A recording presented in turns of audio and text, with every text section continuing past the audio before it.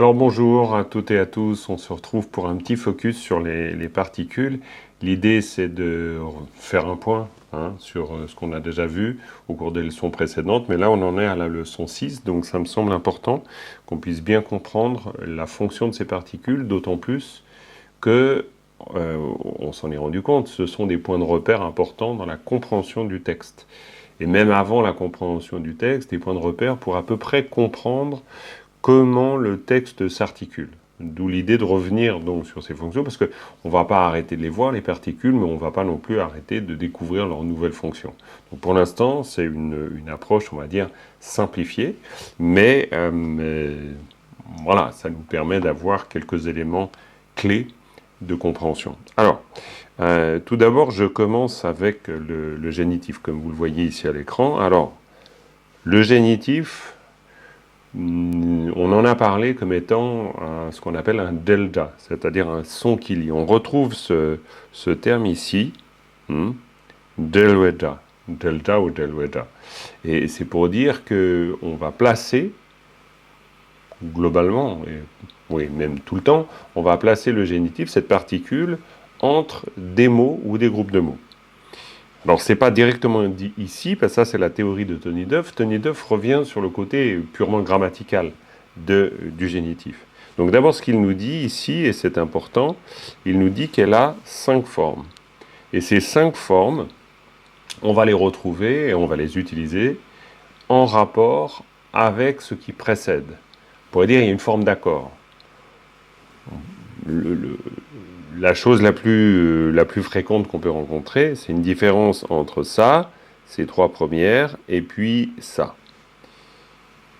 Le A, guigou, I, comme ça c'est simplement pour dire que si on a un A, alors là je vous montre tout de suite, je vais écrire ça ici, donc, ok, si on a un A, donc comme ça, ouais, je vais le refaire, donc comme ça, plutôt, voilà, donc on a un A, eh bien, on pourrait penser qu'on va écrire un A plus qui, comme ça.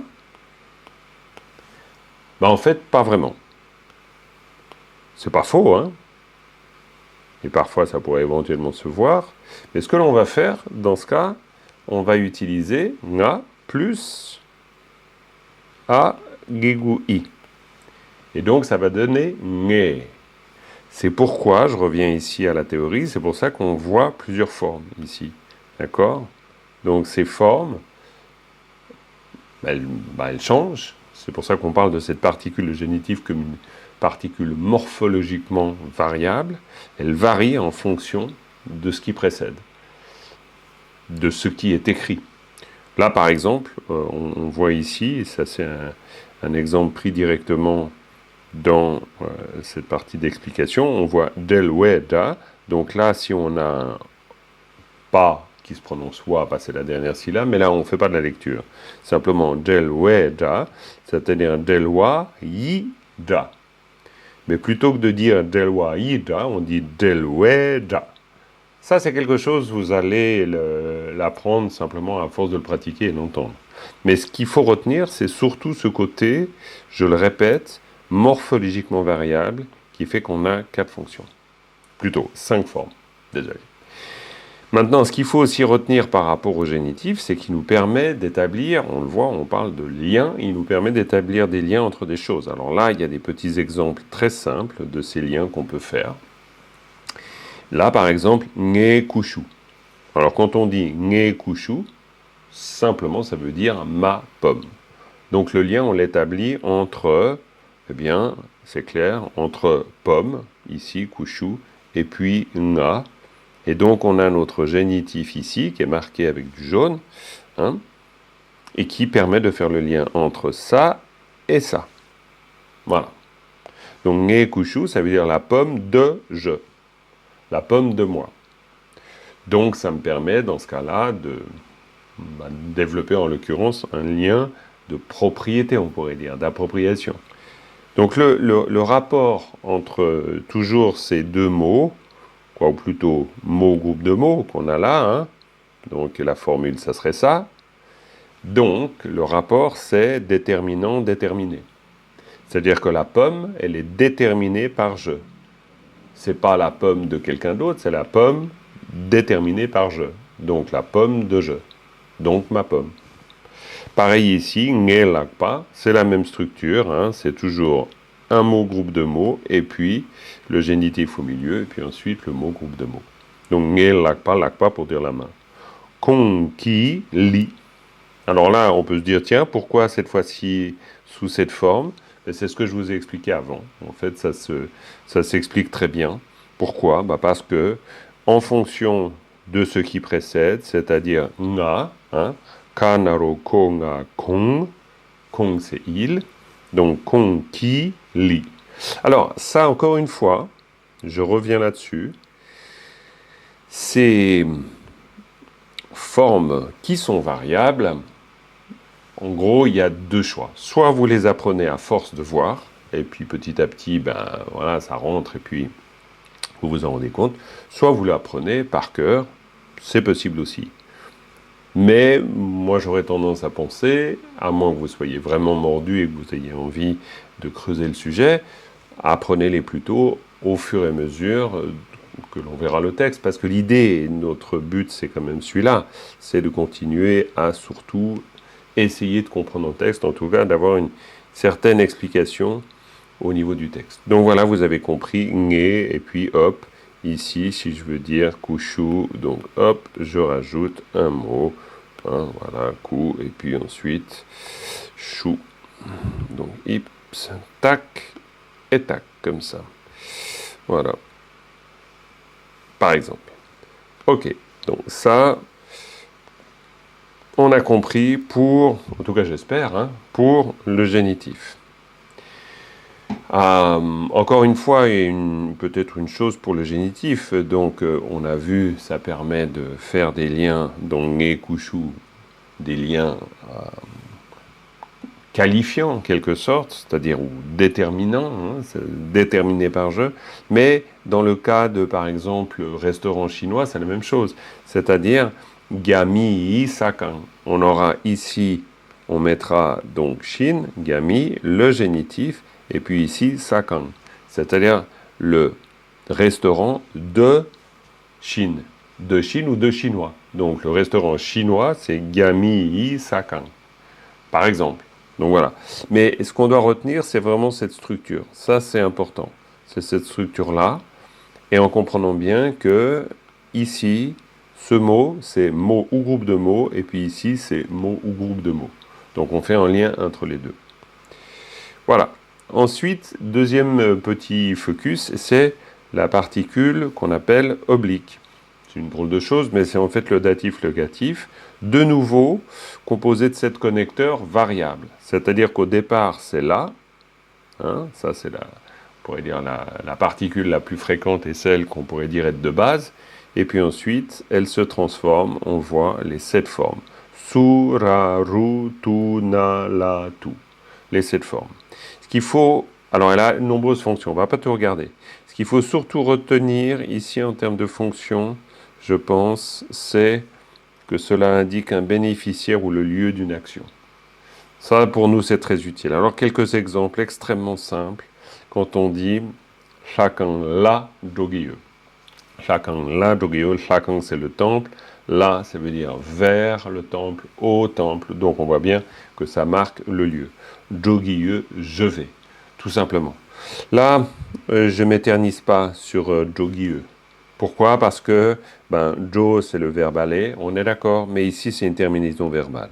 Donc, pourquoi telle terminaison verbale ou pas? Là, de nouveau, prenons les choses telles qu'elles sont. Dans un premier temps, après dans un deuxième, troisième, quatrième temps, on pourra toujours rentrer dans le détail technique, théorique, mais on peut juste l'apprendre telle qu'elle. C'est-à-dire, chacun la, dogieux. Et le prendre comme un exemple, d'ailleurs. Chacun la, dogieux. Donc voilà, vous voyez, je le dis, c'est bien de vous le répéter aussi. Vous pouvez le répéter après moi. Chacun la, dogieux. Allez, allez. Chacun la, dogieux. Voilà, vous l'avez fait, vous l'avez répété, donc du coup, vous l'avez appris. C'est un peu le but. Et donc, dogieux, je vais. Ça suffit dans un premier temps. Ça vous permet d'avoir un petit mot, une espèce de... Oui, un petit mot que vous mettez dans la poche, jogieux, le verbe aller. Puis après, petit à petit, vous allez comprendre pourquoi on met guilleux comme terminaison verbale, etc. Ça, après, on peut le voir tranquillement. OK? Voilà. Ensuite, quand on parle là, jogieux, c'est la même chose, c'est le même exemple avec des mots différents, mais c'est le même principe. Hein? Quand on parle là, jogido, il, au temple, va. Donc on est toujours dans la structure de base ici. Hein. On est de nouveau ici un mot ou un groupe de mots, plus le là, plus le mot ou groupe de mots. Simplement la chose qu'il faut retenir, c'est qu'ici en l'occurrence, on a le mot ou groupe de mots, et puis le là, il donne une direction comme ça. Pourquoi? Parce que ça marque, on pourrait dire si ici c'est le lieu, hein, ici c'est le lieu, donc là, clairement ça marque le lieu. Donc, ça marque le lieu d'incidence. Donc, en général, ce qui se passe ici à droite de la particule, ce qui se passe ici à droite, eh bien, c'est quelque chose, je ne sais pas, par exemple, là, on a vu jogi-do ou jogi-e ou n'importe. C'est donc une action, en général, qui fait qu'elle, grâce à la particule, on sait que cette action va se rapporter ou va être dirigée vers, ici, cette partie à gauche. D'où le fait de mettre une flèche, parce qu'elle se dirige vers la gauche. Maintenant, toujours avec cette particule, si je veux dire j'ai une pomme, je reprends mon exemple simple. Donc, voilà, je dis, alors, nga, la, hein, donc ngala, kushu, là on a kushu, ku, ensuite shu, et puis ensuite ye. D'accord? Il n'est pas très beau mon ye. Alors, tac, tac, tac, voilà, il est mieux. Voilà, hein, ngala, kushu, ye. Alors, ici, à nouveau, le but, c'est pas vraiment de comprendre, on va dire, la conjugaison. Bien qu'il n'y a pas au sens strictement parlé ou stricto sensu, il n'y a pas de conjugaison, c'est simplement un auxiliaire. Ici, on a un auxiliaire. Hein. Ça, c'est un auxiliaire. Voilà. Ce qui est intéressant pour nous, et c'est voilà, ce qu'on regarde là maintenant en parlant des particules, c'est donc ngala, hein, on a un nga ici. On a donc ici, on va mettre ça comme ça. On a ici notre particule, et puis ici, on a donc notre groupe de mots, on pourrait dire. Donc, ngala, kushuye. Donc, ngala, ça veut dire vers moi, hein, nga, la, vers moi, kushu, ye. Il y a une pomme. Donc, j'ai une pomme, mais j'ai une pomme dans le sens de, il se trouve qu'il y a une pomme vers moi. Donc, ça, c'est la construction typique. Ça, c'est ce qu'il faut retenir déjà. Hein. C'est donc deux fonctions de la particule oblique, de la particule oblique ou datif locatif. En tibétain, on dit la ten, le sens de la. Voilà, et on arrive à notre dernière particule. Il y en a d'autres, évidemment, mais dernière pour nous, parce que le focus, c'est sur ces trois particules, donc l'ergatif instrumental. Ou l'agentif, on pourrait dire. Alors, on va retrouver la même chose ici. Bon, ça, c'est voilà, la théorie issue de Tony Duff. C'est simplement pour qu'on l'ait quelque part. Ce qui, pour nous, est intéressant, c'est de nouveau noter qu'il y a ici, donc, 5 formes. Vous voyez, une chose importante, c'est le sa, qui est chaque fois ici. Voilà, vous voyez chaque fois le sa. D'accord ? Vous voyez le ça, qui marque la même particule qu'on avait avant pour le génitif. Donc simplement, on pourrait dire cette même forme du génitif, ou ces formes du génitif, à partir du moment où on met un ça derrière, eh bien ces formes du génitif deviennent les formes de l'ergatif instrumental, ou l'agentif. L'idée ici, de toute façon, c'est de comprendre que tiepeja, ça veut dire le son qui fait une action, qui indique une action, d'où le fait de parler de cas agentif. Alors le placement de ces particules, c'est simple, ça se place après le mot ou groupe de mots, toujours. Hein. Là, il nous redit, Tony Duff, que c'est créé à partir de ces formes du génitif. hein, pour montrer le cas de la Cheweda, hein, Telweda, voilà, par l'ajout de la lettre sa, donc c'est ce que je viens de vous expliquer. La signification, et c'est ça qui nous intéresse ici, ce connecteur, donc cet agentif, montre l'agent d'un verbe transitif, hein, du genre je fais, tout simplement, comme ici, je fais, nge tiegiye, donc je fais. Alors transitif parce que vous verrez, petit à petit on va comprendre qu'il y a des verbes, alors là on parle de transitif, mais sinon on parlera de différenciatif et indifférenciatif. Ici, c'est je fais quelque chose. Donc il y a moi, acteur, et il y a une action, et il y a donc un objet d'une action. Donc ça, on est dans ce qu'on appelle différenciatif. Donc, mais ça, petit à petit. Hein. Mais surtout, ce qu'on doit noter, c'est la présence du ça, qui est derrière le na. Hein. Si je zoome ici, vous voyez, ici, on a donc le na avec le ça, ok? Donc, ça donne nge. On prononce nge, nga sa nge, nge, tiegiye. Donc je fais. Et à partir du moment où il y a cette marque, ça veut dire je sais que je, nga, et donc est un acteur. Donc voilà, tout simplement, la structure, encore un petit point sur la structure, là il y a d'autres exemples que vous avez sur votre PDF.